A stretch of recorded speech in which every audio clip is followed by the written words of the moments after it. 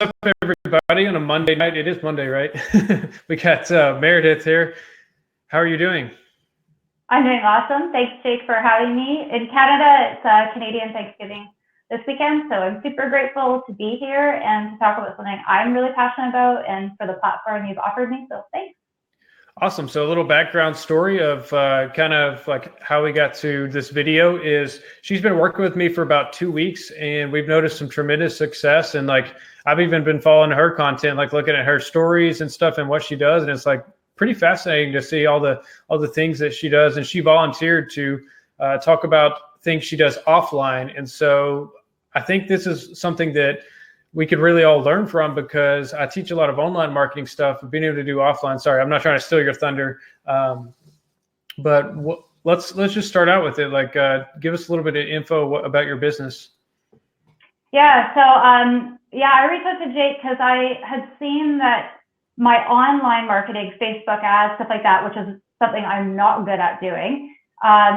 I was having clients and leads come to me who had said, oh, I saw your business card at a coffee shop. Oh, I saw you at a networking event. Oh, I saw you wearing your t-shirt at a street party.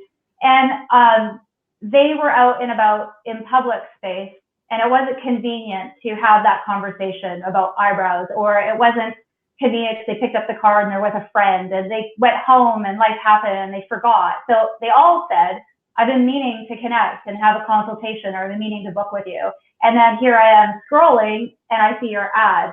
So it was so immediate. It's so easy for them to then connect that and reach out to me. But they had already had a little bit of exposure to me. So it did actually break down some barriers. Instead of it just being that kind of cold call, they already had something, something tangible to link to me. So I don't think I actually appreciated before how important and awesome they work together when you couple them. So yeah, it's cool. One thing that I wanted to mention about everything that I'm going to talk about today, these are a lot of practices that I've carried from previous businesses that I'm now putting into this business. So I just opened up my studio in March. I moved to a whole new town. You had that really lovely girl recently who talked about moving to the new town and getting all those. So we did almost the exact same thing. And so I'm new here and I have to get the word out. And I just felt like a lot of those techniques that I was doing, like the leg work, going from salon to salon, knocking on doors, introducing myself, like we're doing well, but this coupling it with the Facebook ads has just been really awesome. So one thing I wanted to talk about was marketing and the word itself, and like reframing it to think of it as relationship building. Because I think a lot of people, they draw a blank when they think of ways that they can connect their business to people. And if you just think of it as a relationship, like you're meeting a new friend or a dating profile or something like that, you use language and ways to express yourself to engage with that person, to discover whether or not there's a connection, to discover or not you're a good fit together, to learn about each other. So marketing is that. It's all the things you put out there, extensions of your business for people to start developing relationships with you. And I think anything that I mentioned today is going to be lackluster or fall flat or totally fail if you don't have clarity about what your business is, how you want to communicate to people, what your brand is outside of just your logo, but like how do you write an email? How do you express to your clients?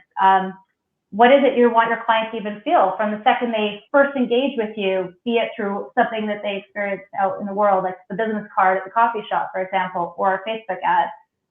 All of that becomes more effective the clearer you are about your business, your message, and consistency on how you deliver it. So I felt like that's an important thing to mention. Yeah, for sure. So what kind of other businesses were you in before Permanent Makeup? So my career has been a furniture maker, a woodworker, and then I had a gallery where I represented other artisans. So both, one was very personable with the furniture making, and the other one was a little bit more separate because I was now being responsible for the identity of a lot of people. So a lot of these techniques that I talk about today are really effective if your brand is you, which right now my brand is me. My permanent makeup is all about me and my personality. So my brand exudes that. But I've also had other businesses where that business had to represent quite a number of people. So it was a bit more neutral, but there still had to be the consistency in how I communicated with people and marketed. Yeah. So I thought that was really important to mention. The first thing I think is really cool about when you have a business and how you can reach more people is just through partnerships in general. So I thought we could talk a bit about partnerships. So right now, we have a partnership right now, and we're supporting each other. So that's all partnerships are. And you could join forces with so many different people in offline. So some partnerships, it's even your clients, creating an ambassador program for your clients. So when they go out and they're walking around with their fabulous brows or liner or lips or whatever it is, their friends, family come in, where'd you get that? That client gets a bit of a kickback. So for me, I personally offer $15 towards for every successful booking for future services.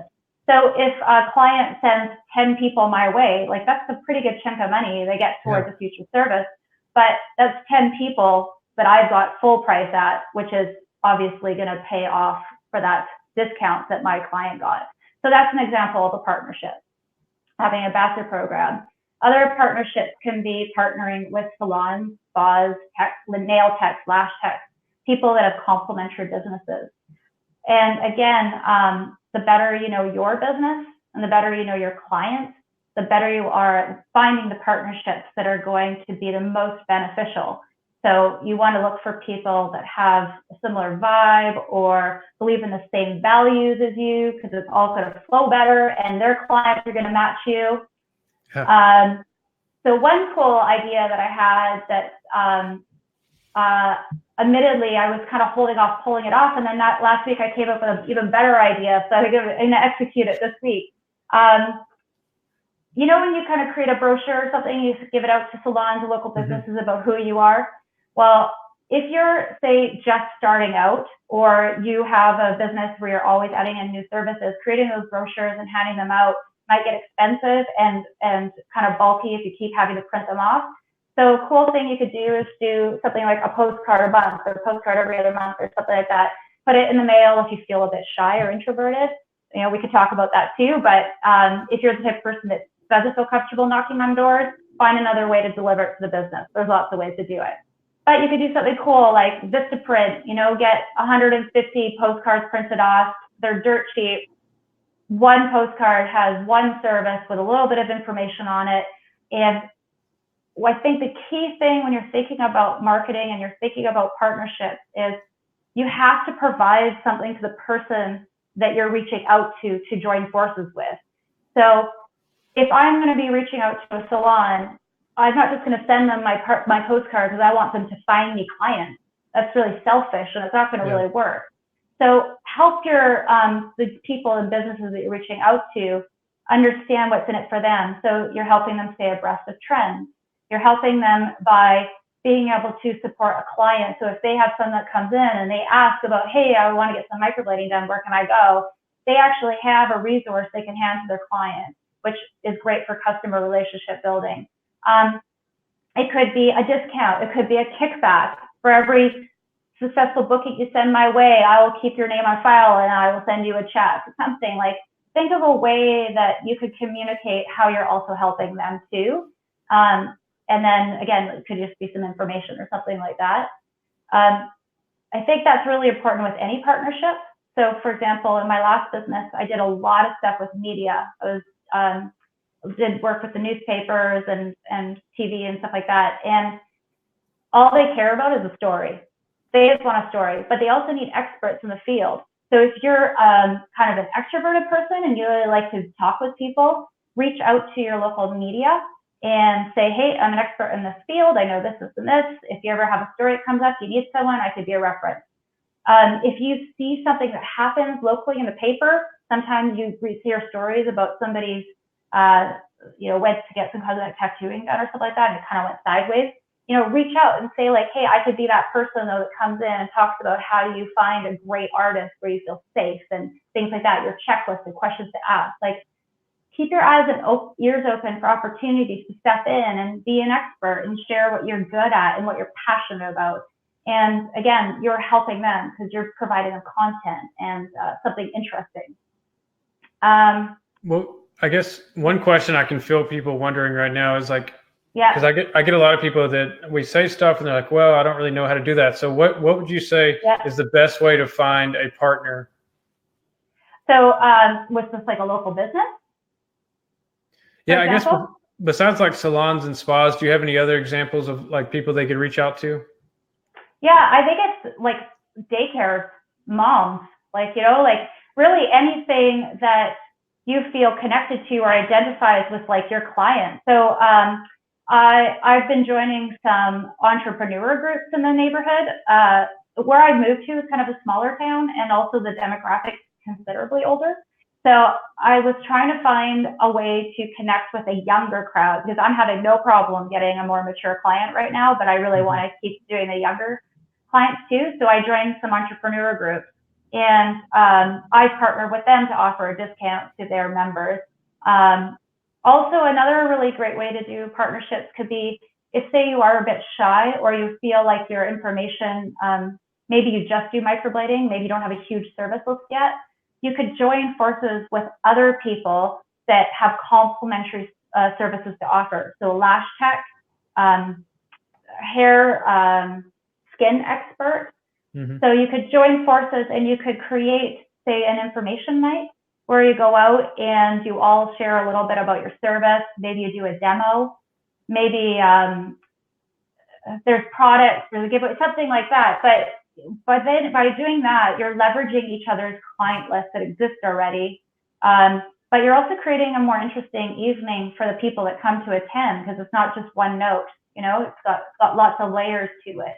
Right. And yeah, and also you're sharing the promotional costs and whatnot too. So, but I think with partnerships, you just have to think like, be open to the conversation and not just present just one direction. So for you, for example, Jake, I reached out, I presented an idea, but of course I'm open to you coming back to me and saying, that's great, but let's evolve it this way. Some places are going to tell you what they want. Maybe they don't want a kickback, you know, like maybe the lash salon doesn't want to get a referral kickback. Maybe they just want to have one of their artists get a discount on getting some brows done. And then they put up a little sign that says, hey, ask me about my eyebrows. And maybe it's like that. Right. So go in and have a conversation and say like, what would benefit you in a partnership, and take notes and come up with an idea together that benefits you both. Yeah, and on a note here, I would say don't be afraid of rejection because, like you mentioned, dating. Yeah. It's just like dating. Like at some point, it's kind of a numbers game. If you only talk to one person or you only ask one person and they turn you down, you can't just get depressed. You have to like go out and just talk to a bunch more people. 100%, yeah. Other little things that I do is I leave cards everywhere. If I go into an establishment that's not my vibe, I don't like it, I don't think I have customer service, I think the bathrooms are dirty or something, I don't leave a card. But if I think it's a cool place and I'm like, my people are going to be here, I leave cards. There's cork boards. I've left cards just sitting on a table before. I've handed them to waitresses that I've worked with. Hey, like your team here at this restaurant seems really cool. Never say to the waitress, you look like your eyebrows need to be done. You just say like, you know, you guys are cool here, you're kind of people. I went to a festival, a local festival this summer, and there was live bands playing. Of course, I wore my t-shirt, and people approached me when I was wearing my t-shirt as well. But I love that. I love engaging with people in the public. So for me, that's a really great strategy. But I was watching this band, and it was like these like killer punk girls, like just having an awesome time on stage. And I could see one of the girls watching the girls playing with their friends, you know, they're waving at them, stuff like that. Mm-hmm. So I went up to that girl and I said, hey, these are your friends? And she said, yeah. And I said, this is my business card. Those are the type of people I love to work with. If any of them ever need eyebrows done, I'm the girl. And, you know, that's kind of a way to just like meet people and share what you got. Because again, it's not about the sale. It's about building a cool ass business. It's like got people coming through the door that you like vibe with, that you want to work with, mm-hmm. that are going to leave you good reviews because you get along, you know, reviews. This is not offline, but this is a really cool little tip. Look into your booking software and see what all the services are. So for example, I use Acuity. So you can have the option of sending a follow-up email. After the touch-up, that follow-up email has the link to wherever it is I want them to leave a review. So you let them know when they're in the visit, so they're going to get an email next day with the care notes and whatnot, but also a review. Let them know how important it is. Follow up a few days later if you don't see a review with their before and after. Send it through a private text. Say it was really great to meet you. Wondering if you got the email. If you had any trouble with those review lists, would really love it. Ask them 3 or 4 times. It works every time. It's the way I get my reviews to build up, is just keep reminding them and make it easy for them. Yeah. Yeah, that's cool. Even with your business, I'm sure you see that like not everyone does a review the first time you ask them. Oh, never. They forget. They got their lives. They're busy. Like they've got what they wanted. Why should they? But by then, by the time they've been back for their second visit, or even if it's like a touch up, they've developed a rapport with you. So, they're a little bit more interested in that. Yeah. One other thing too that was really, I just did for the first time this summer, and I saw a huge difference in how the effectiveness of it was, I hosted a contest. And I was at like a street fair thing, and I was invited to come out. And so I used that contest as part of a way to engage with people, but I also ran it online simultaneously. And instead of the contest just being like one winner, there was one winner, she got her brows, but then there was also a $20 voucher for everybody who entered. So because I offered the voucher, I had to get their email. Their email now has given me a way to communicate with them down the future. Of course, they can unsubscribe anytime, but it's given me access to them beyond just the shelf life of the contest. And within 3 weeks of that contest closing, I had 6 people come in and use their voucher. Nice. So I never did that before, and that was a really awesome kind of new thing that I did that worked out really well. Cool. Other than that, let's see. Fairs. Those are really big, like, bridal fairs and health and wellness fairs and stuff like that. One thing that's really cool that's really easy to do is you find out who sort of the organizers are, and you just keep working your way to whoever's in charge of that. And you just meet them and say, hey, are you guys doing any sort of demonstrations? Are you doing anything where you're engaging with panel speakers on stage for people or anything like that? And see if you can fit in anywhere. So perhaps it's bridal makeup. You can do a workshop on how to shape the eyebrows, or how to find a lipstick that complements the tone, or something like that. Some way that you can fit yourself in there. It doesn't even have to be directly related to just the cosmetic tattooing. It could be something like this right now. I'm super passionate about marketing, so I can still go up and speak on marketing, but yet people are going to know about me and what my business is just because of the questions that are asked and the paperwork or whatever, the flyers that are being handed out. Like, they're still going to be exposed to me. They're going to be exposed to my business.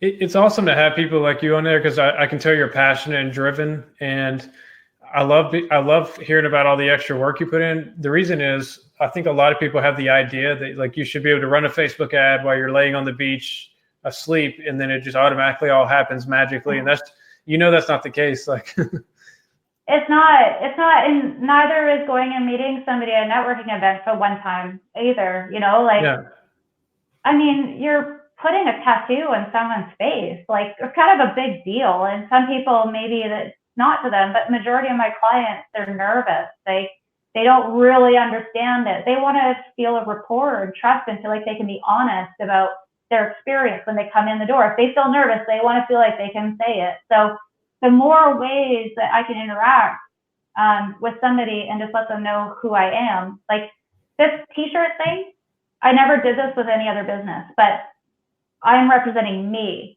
And when I go to like a street dance or something, I am going to grab that sister I don't even know in the crowd, and I'm going to spin her around, I'm going to make eye contact, and I'm going to smile, because that's who I am. So I might as well put this on my shirt, because it's another possible way of connecting with somebody. And then they're like, oh, you're fun. I'm dancing with you on the street and you do eyebrows. I think like the whole point of this is that marketing is super creative. And when you're like super connected to your brand and your story, and you've really imagined how you want your clients to feel when they engage with you, the solutions are going to pop up in front of you.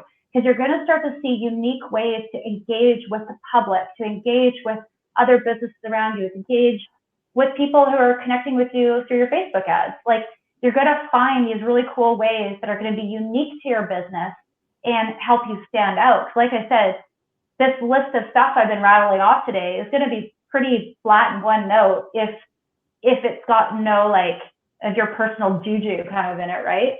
Yeah. It's like this reminds me of a metaphor I heard the other day where, like, if you're a door-to-door salesman and you just, even if a guy knocks on 100 doors, if he goes up to each door and just like, well, you wouldn't want to buy this, would you? And his body language just says no, then it's obviously not going to work. So in everything you do, you need to put your passion into it. And yeah, I mean, I think you're doing a great job explaining that. Thanks. Yeah. And everybody's passion shows up differently.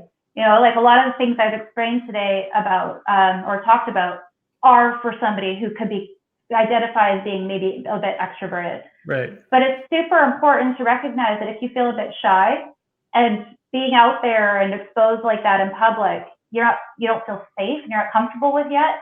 Everything I've said today, there's a way to be able to tap into this and access it in a way that feels good to you and who you are, you know, and maybe even press some boundaries so that, you know, down the road you can feel a little bit more like you can engage with public and stuff. But there's so many ways you could do it. If you say, oh, I'm too shy to put on a t-shirt and go to a street dance, then don't.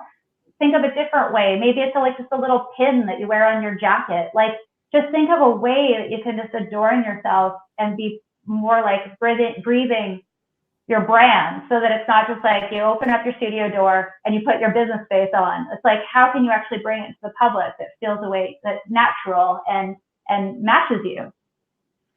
Yeah, I mean, if you're not extroverted, if you're watching this, like, I'm not really extroverted either. Just find people who are to be your mouthpiece. Like, find influencers. Like, I know we're talking about offline marketing right now, but on Instagram, find the people that have a lot of followers in your area, like real followers, and give them a service for free or something in exchange for that word of mouth, and but give them such a great service that they want to go praise you to all their friends. That's right.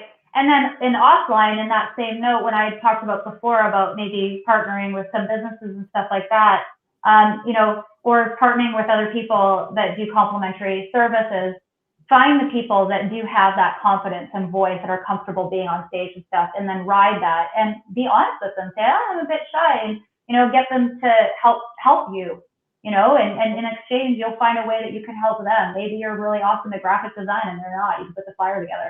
You know, like just like find a way to work with whatever it is you've got and still like step up and be like excited and proud of your brand, but in a way that's authentic.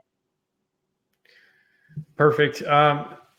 Even though we have mainly focused on offline marketing, I just real quick, I want to jump to Instagram because I see your Instagram stories. I think you have a nice Instagram. So what are your tips for like stories? Do you plan them out or anything, or just kind of go with them? I have a couple things I do in Instagram stories that are planned out. They're like, say, for example, some people aren't very good at understanding how to leave a review on Facebook where it actually matters. So they'll just post it on a timeline or something. Yeah. I'll take that and I'll put it into an Instagram story, and then I save it to testimonials, you know, as a highlight.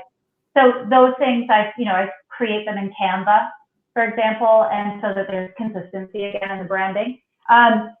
So those ones are thought out. Friday, I got this super dope jacket that I'm really stoked about. My friend took a little video of it, and I decided that I was going to learn how to use TikTok, not because I actually think I want to use TikTok as another way of spreading my message, because like I said, I've moved to an area, I've moved to the part of Canada that literally has the oldest the most amount of people over the age of 70 in all of Canada, but they're also the richest. So I'm not going on TikTok to find my clients, but TikTok has awesome editing for videos. It's super user friendly for people like me who doesn't really know how to do that.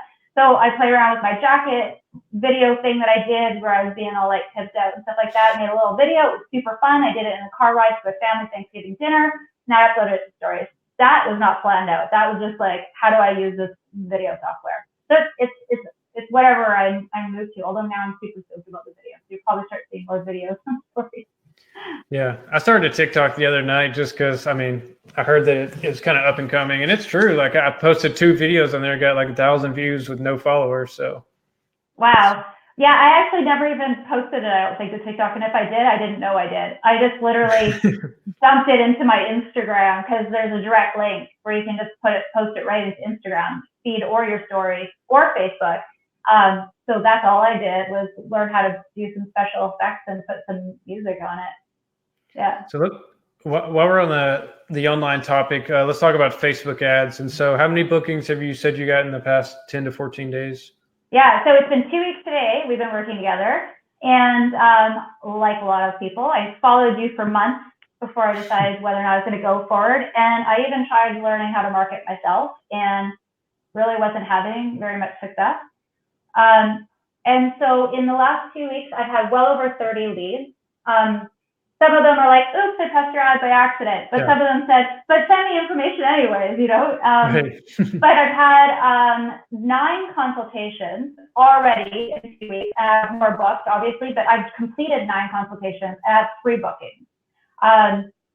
So I would not have gotten 9 consultations in, in that point, it was a week and a half. I wouldn't get 9 consultations in a week and a half. Like, I literally opened my business 7 months ago and I have 1 friend here. Like I'm just so new here and getting to know people. So it's been hard to get that kind of number. So. Yeah, I mean, that's honestly like pretty good numbers for just the first 2 weeks because I follow Frank Kern. I would consider him the top internet marketer in the world right now. And he says that on average, it takes people about from the first time they see something to buying, it takes about 22 days, if not more, and about the same amount of what we call touch points. And so a touch point can be like a follow-up message, seeing your ad again, seeing your post, anything like that where they see experience your business again. Yeah, exactly. And you also gave me some great feedback because I was providing too much information in the message. And you're like, you put that much content in one little message. Which, I came from the world of like writing newspaper articles and blogging, so I'm like content. So you've helped me to kind of like make it more bite-sized, which keeps the conversation going longer. And also, people digest it easier too. So yeah, it's been great. But one tip you gave me that's been really helpful was instead of just responding with the cost, which you talked about this in your last live video just like recently, you said to list the 7 things that person gets with that service. Yeah. So free consultation, free parking, whatever it is. And since I've been posting that, people have been responding, even if it's like, wow, that's awesome. Whereas people before I just post the cost, so they, okay, I'll think about it. Now there's actually some enthusiasm and engagement. So I've noticed even like a more positive sort of reaction to it, which is cool. It feels good. Yeah, because even the people that aren't going to book right away, like now it's in their mind, like, okay, I'm getting all this stuff with her service. And it kind of just puts it paints a picture in their mind that they can see more clearly. Yeah, and that's another good point that your relationship with your customers is also marketing. So the way you take care of people before they come in the door and after they leave, that it's so valuable. It's priceless. Like they go out and they become they're your billboards, like they're your walking advertisements. But the more genuine and of a connection you have with them, the more interested they are going to be to share that information. So. Yeah, for sure. I was reading a book last night where he was talking about like instead of always falling in love with yourself, because I think it's tempting when we especially as our businesses grow and we get all these trainings and all these certificates, it's easy to fall in love with ourselves as opposed to falling in love with our customers. Yeah. Oh, but once you do, it's so amazing. Yeah. Yeah. Yeah. Also, taking little notes that aren't just about clinical notes, like Susie Q is going on a holiday or her daughter's having a baby, like just a few little notes. So when they come back, like, how was that holiday? I know it was a year ago, but you were super excited. Or how's it being a grandmom? Like you've been a grandmom now for a year. What's that like? Like those go really a long way. And it's cool. Like it makes you feel good because you're having a relationship again. Yeah. Yeah. Even in my busiest days, I'll sit down and go through my Facebook and make sure I say happy birthday to every single client I know. Yeah. Yeah, that's awesome. So was there any questions or anything from people? Let's see. Megan says, do you have any tips on how to get people to book from the leads? I tell them the price, but once they hear the price, she hears crickets. Right. So do you want like to evolve more on what we just talked about with the tips that you provided me and what I've been doing? Like, do we need more than that, do you think? Let's see. That's really that's because I was getting crickets. So then, you kind of taught me how to elaborate on the cost. I was trying the technique before you shared that idea of adding the list of the things that you get, and you did point out it should be at least 7. Before that, I said, well, it depends what service you pick. I offer these services, but it almost felt, and I felt it, I just didn't know how to correct it. It almost felt like I was just trying to hold them online a little bit longer. So now I'm just like, this is the price, and this is how much awesome that comes with that price. And I really, like I said, I can't emphasize enough. It's completely changed the way people have responded because there's this energy now. If there's crickets, I usually follow up again within a day or two saying, hey, I just want to make sure you got my message. And I thought that you might be interested in seeing some images of my work because in an ad, they only see the one image usually, right? Yeah. And they probably haven't, some do, but they might not have gone through to find you on social media or gone to your website. So I'll just like dump a bunch of awesome photos, like 9 photos of before and afters. Might even look at peek at their profile picture if I can and see if they're a brunette or a blonde or a redhead, color their skin, and like actually put some of the pictures that, they'll relate to in that collection of pictures. So it's not always the same. Yeah. So those are the ways that I've been finding engagement with that question. Yeah, I would say the biggest thing to watch out for is don't let your ego get in the way, because I know with a lot of times it's like, oh, well, I know I provide a great service, and if this person is just asking for the price, they obviously don't value me. But when you put yourself in their shoes, of course they don't value you because they don't really know you yet. They've never heard of you. They just clicked on your ad probably, so they're just curious, and so that's why you have to kind of take a step back from the ego a lot of times, and don't be afraid to go back in and follow up and find a way to set yourself apart. Like if you just send them 1 or 2 messages, then they're like the average human has less attention span than a goldfish now, just because we're getting so much information all the time. It's hard to keep up with it. And you just totally hit it. They're curious. Like I'm curious about a lot of things. It doesn't mean I'm necessarily following through. I'm investigating, right? And then I collect intel and then I make a decision. I had somebody message saying, where am I? I said, oh, I'm in Parksville. Is that near you? And they're like, no, that's too far for me to travel. I said, oh, I completely understand. That could be far for some people. But I have some people coming from Port Hardy, which is like 8 hours away. Yeah. But there's nobody in Port Hardy doing browse. So they traveled from 8 hours away. And I said, yeah, I've got some people traveling from Port Hardy or wherever. But for others, that can be quite a far distance. So I'm compassionate. I understand what you're saying. I hear you. I'm not trying to rebuttal. But also, some people think I'm the right person for them. They are willing to do that travel. It can plant a seed. And if I'm still the right person for that person, then they're like, you know what? Actually, that 2-hour drive doesn't seem so bad anymore. So there's just so many ways. Like, again, once you fall in love with your client, even your leads, you become curious about them. I think you find better ways to respond than just being tactical. Yeah, I think from studying sales, I've kind of learned the difference between an objection and a complaint. A lot of people confuse the two. A lot of people think they're objecting and like, no, I don't want the service, but all they're doing is complaining. Like people complain all the time, like, but the people who are complaining will also sign up. So like, oh, your prices are too high. Hey, that I totally understand. I got a lot of people that say that. Here's the sign up link, so you gotta, you can't just, you can't back away every time someone starts complaining.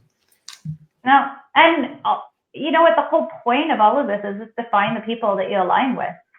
Really, like, there's no point in taking it personal. Like, there are so many marketers out there, but I chose you because I aligned really with the way you are always online presenting information, really valuable information. Like, that shows me that you're actually genuinely interested in the people you work with. You're not just sitting behind a desk, pounding out ads, putting them up, collecting a paycheck. Like, you actually do all this extra stuff to make sure that people feel taken care of. Yeah, for sure. And that goes into, let's see, we're at 35 minutes. I don't want to create too much of a conversation, but sure, yeah. that really does go into another thing that I've been looking at, intent-based branding. So being able to just provide goodwill up front to people and show them that you're a nice human being, you're a nice person. So like, I see you do this all the time. Oh, thanks. I'm dying to know if there's any more questions. Is there any other questions? Yeah, Sarah says, what are some examples of things you are telling clients include with the price? And so I think people are wanting to hear exact examples. Yeah. Yeah, that's true. Just looking to see if I've missed anything on my notes that I wrote as well, too. Oh, have you guys heard of, I'm assuming it's in the States, I think it's global, meetup.com. Have you heard of that?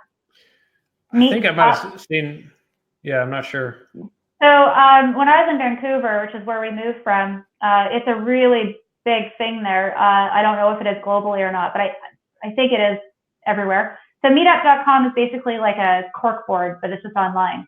And the old-fashioned days, they would put out like, hey, there's like this event happening, or there's this group of people that have this like interest happening in a meeting at this time. A meetup is similar to that. So if you really love Chihuahuas and walking them in pink sweaters, there's a group for that. You can go join, and you can find other people who love Chihuahuas and walking them in pink sweaters.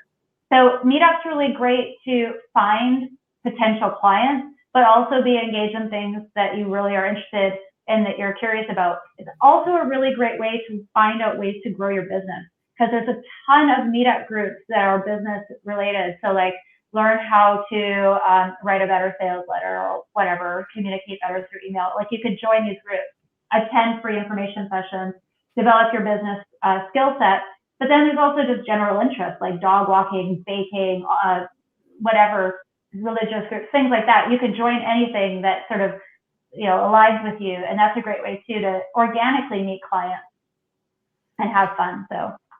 Yeah, I love how you talk about like kind of just being yourself and having fun, because the biggest mistake I see with new business owners is they come in and they think they need to be, quote, professional. And to them, that means they need to be like robots who are like, never make mistakes and are just not human. And then when they try to be that like that, they're not relatable because they're not acting like themselves, Yeah, that's right. You know how many people have actually come here because they said that it was the flamingos?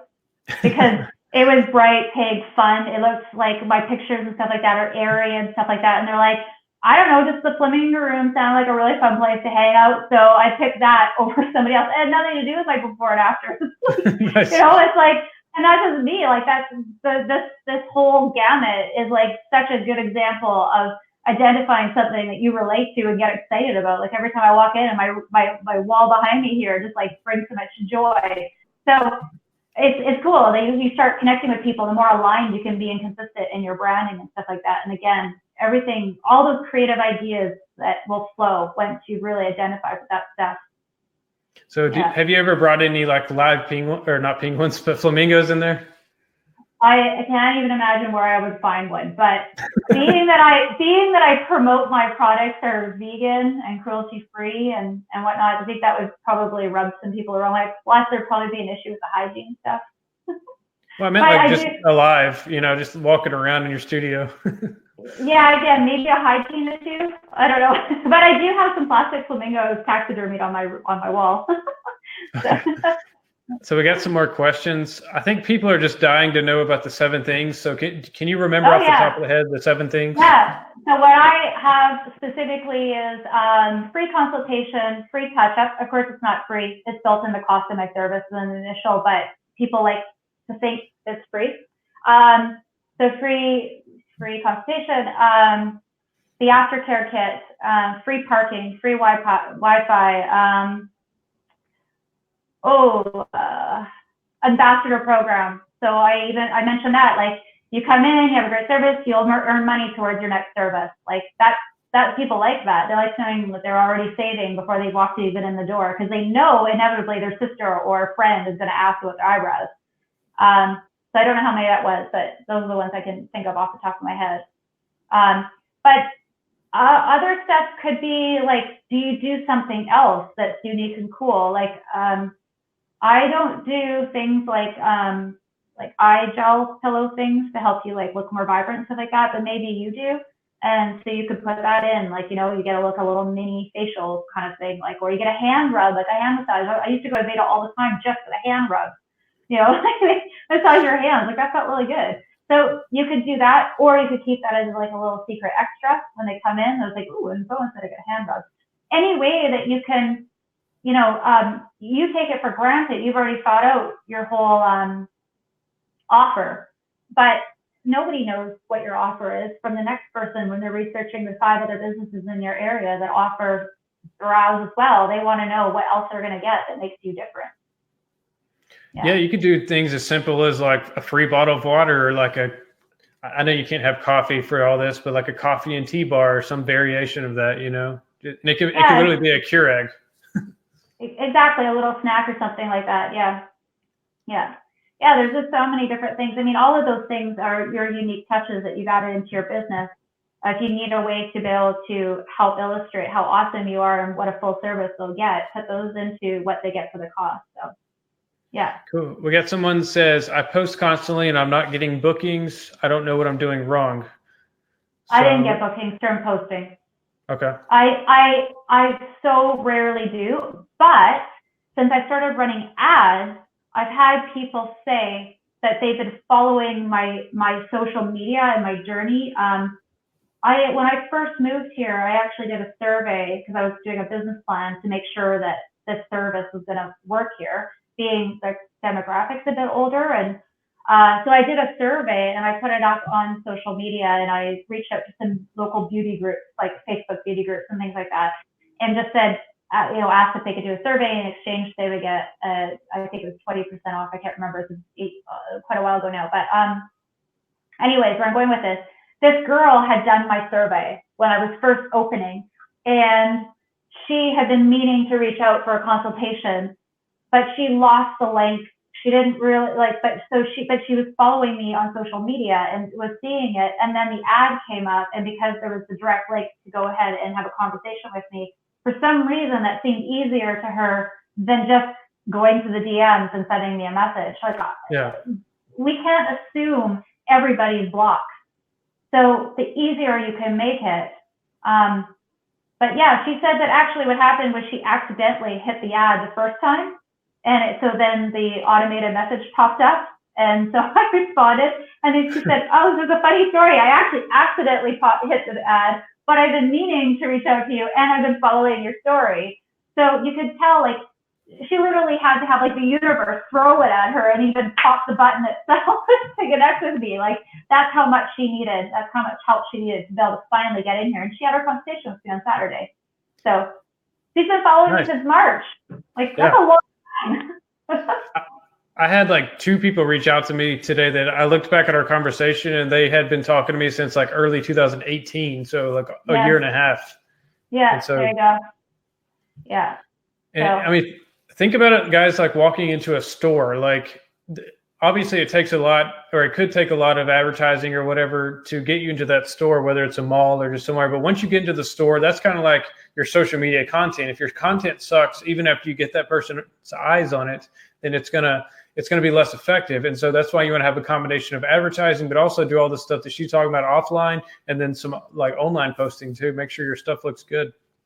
Yeah, I mean, like, how many people do you go hit up on through a post and say, like, you're hot, let's go on a date? Like, it never happens. Like, you have to have a lot more happening and warmth and trust and everything to hit that, like, let's commit button. So if we think of marketing again as relationship building, posting on social media is just one more extension to your relationship building. It cannot be one note. It has to have several layers to it, and those layers will be unique to you and what your comfort is and where your imagination goes. Yeah, exactly. Definitely. Yeah. Let me see if we got any more questions. Nope, that's it. And so, yeah, I mean, like the kind of the vibe, or like the kind of the summary I would say I got from you is like, get yourself out there, like be yourself, show your energy, and show your passion. Don't be afraid to like just get out there and just talk to people and just reach a lot of people. You know, that's kind of the vibe I'm getting. Yeah, and also creativity. Like, you know, you're in an extremely creative industry, and like let that creative freak flag fly. You know, like think of super creative and interesting ways to engage with people, but also are sustainable. Like, this whole like sending a postcard thing, like I gotta tell you, this week I'm going to be making that postcard because I've been trying to figure out what's the most cost-effective way for me to share when I add a new service to my business to the local salons. It's not these like books, right? And that's boring, and they're just going to throw them away anyways. Once a month, they're going to get a postcard in their mailbox, or I'm going to attach it to their door. They'll wake up, or when they come to work, they'll see it attached to the door. I'm not sure how I'm going to deliver it yet, but they'll get a postcard. It'll just be one service at a time, and it'll be a little bit of information about it, a little bit of education, or it'll be a promo, or it'll be like, hey, for this month, I'm going to be running a special for Valentine's Day or whatever. Let your clients know, and I'll get you a kickback. Like whatever it is, like once a month. Those disciplined print postcards are cheap. Like $30, you get like 100 postcards. Like in my little town, like 100 postcards did go a long way. Yeah, exactly. Yeah. And somebody said they love the. Somebody said they love your shirt. So if anybody has any questions or wants to know like resources or anything, you could reach out to me on my Instagram DM or Facebook page. So it's flamingo_room_brow bar, which is my Instagram. And you could DM me and I'll send you links, or if I can remember them or find them. But this shirt, I designed it. My guy put it all together the way it's supposed to look for printing. And I actually sent it off to somebody on AliExpress, and they printed a couple t-shirts off. They do tank tops. They do all sorts of different things. You know, find the kind of shirt that represents who you are and what you look like and what the way you present yourself. Like, I love wearing 1950s party skirts. So this kind of a t-shirt looks really cute tucked into the party shirt. So, or into the party skirt. So, you know, if you're more of a tank top kind of girl, go get that. But yeah, super great. Just design it, put your logo on it. Maybe change a little bit since this is me. But yeah.